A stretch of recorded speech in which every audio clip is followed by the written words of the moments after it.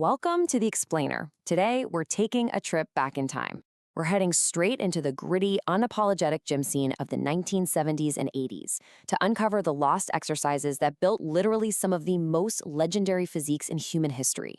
Back then, man, training was raw, it was simple, and it was brutally effective. We're going to crack open the vault and look at the exact movements these pioneers used to forge thick, dense backs. Movements that have, honestly, practically disappeared from modern routines. Let's get right into it. Okay, to really understand this, we need to feel the raw, visceral atmosphere of Gold's Gym back in the day. The guys who trained there actually said the energy was so thick you don't even need to eat or sleep. You just fed off the sheer intensity in the room. You walk in the door, and boom, it hits you. You're hearing the sound of real iron plates clanging and smashing together as guys are just moving serious weight nonstop. It fired you up instantly. Every single ounce of energy went right into the workout. And this right here perfectly illustrates the stark contrast between today's gym culture and the golden era. I mean, think about it. Today, it's often about sterile environments, right? Rubber-coated plates to keep the noise down, people hiding out behind noise-canceling headphones, and just endless social media distractions.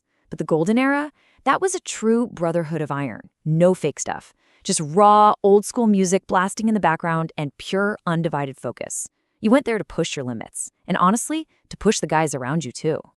All right, moving into our first section, the ultimate mass builder, the bent-over barbell row. The philosophy back then was incredibly simple, but universally agreed upon. Without bent-over rows, you simply do not have a real back. Period. It was the undisputed go-to mass builder. And the legends of the row? Well, they read like a Hall of Fame roster. We're talking Arnold Schwarzenegger, Lou Ferrigno, Franco Columbu, Lee Haney. Every single top guy from that 70s and 80s era had this brutal mass builder permanently locked into their back day routine.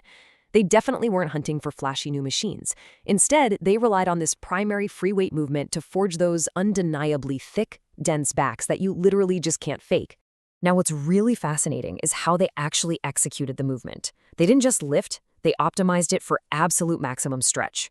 You'd often see guys standing on a physical block or even balancing precariously on a flat bench, sometimes even outside on the beach, just to get that extra range of motion at the very bottom. They take a grip slightly wider than shoulder width to really target the upper lats, pulling that heavy bar right toward the lower chest. They inhaled on the way up, exhaled on the way down, and listen, they never just yanked the weight. It was all about controlling the load and squeezing that contraction at the top like your life depended on it. Let's shift gears to section 2, forging wide V-tapers with the vertical pulls. So, the golden era bodybuilders were absolutely obsessed with building a wide V-taper. They wanted lats that flared out like a giant opening curtain. To get that, regular bodyweight pull-ups were just a warm-up. When their own bodyweight got too easy, they didn't just pack it up and go home. No, they strapped heavy iron plates directly to their waists. Legends like Tom Platz would go totally wild, flying through these fast, weighted reps. They utilized spotters to force out extra repetitions until they hit absolute muscular failure. And some guys, like Samir, would finish off the muscle completely by doing these brutal inverted chin-ups. It was total, calculated destruction of the lats. And when they did use cables, well, they did things differently there too. Take the behind-the-neck lat pull-down. While practically everyone today pulls the bar down cleanly to the front of the chest, the old-school method often brought the bar directly behind the neck. They'd keep a straight posture, arch the back slightly, and pull down behind the head. Why do that?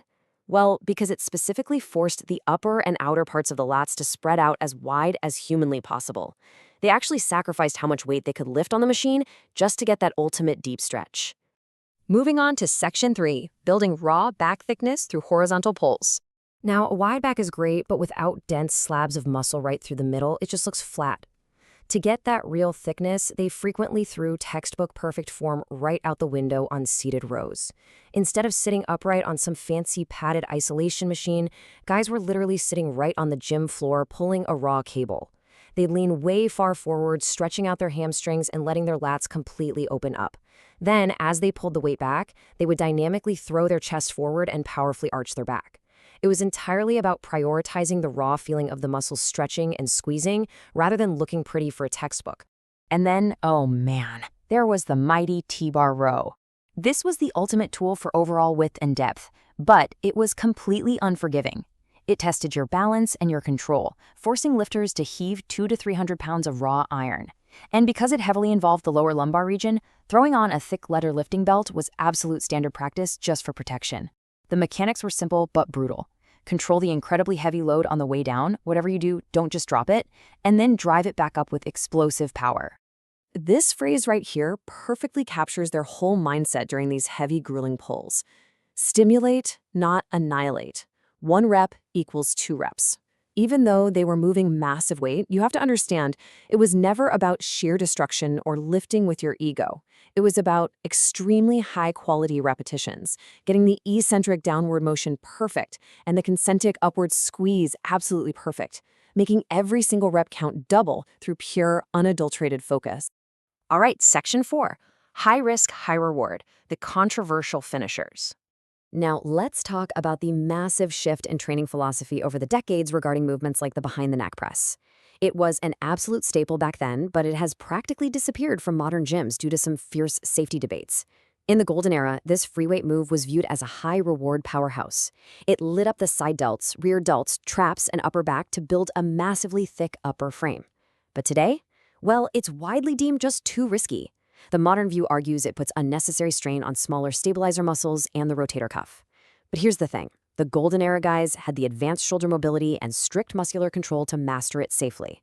They weren't average lifters playing it safe. They were constantly pushing boundaries. Which brings us to our final section, the philosophy and the all-important mind-muscle connection. To truly understand this golden era routine, we really have to unlock the vault's most important secret. Because it wasn't just the exercises or the heavy weight, it was the underlying philosophy that powered every single physical movement they made. They firmly believed that bodybuilding was far more mental than it was physical. Enter the mind-muscle connection. It is that essential, unbreakable mental link between your brain and the exact muscle fibers you're trying to activate. If you were just using your hands to move the weight without concentrating, if you didn't actively place your mind inside the lat muscles, using your hands basically just as hooks, you were completely wasting your time. Operating without it, that equals 0 results, or worse, guaranteed injury. And this meant they completely discarded the textbook. Back then, absolutely nobody let some arbitrary, pre-planned number decide when their set was over. I mean, who decided that a set magically ends at 8 or 10 reps anyway? They didn't care about that. You pushed past the pain. You forced out 1 more rep and then another. You trained entirely by feeling until you reached a deep, burning pain in the muscle and you found your absolute, true physical limit. So as we wrap up this explainer, I want you to genuinely reflect on your own routine. When you step into the gym today, are you just moving weights from point A to point B and safely counting to 10? Or are you truly putting your mind into the muscle, leaving your ego at the door, and pushing past your perceived limits to absolute failure? The Golden Era Vault is open. The question is, how are you going to use its secrets? Thanks so much for learning with us today, and we'll catch you in the next explainer.